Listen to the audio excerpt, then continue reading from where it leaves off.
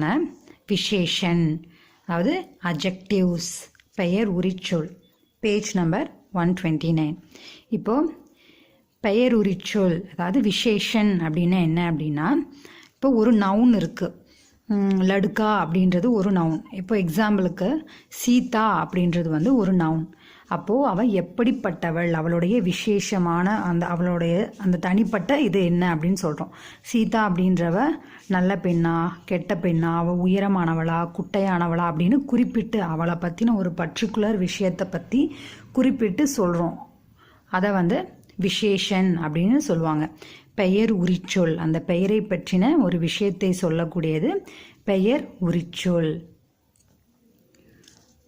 இப்போ தண்ணி இருக்குது அப்படின்னா அது குளிர்ந்த நீரா சூடான நீரா, அது எப்படி இருக்குது அப்படின்றத பற்றி நாம் சொல்கிறோம்.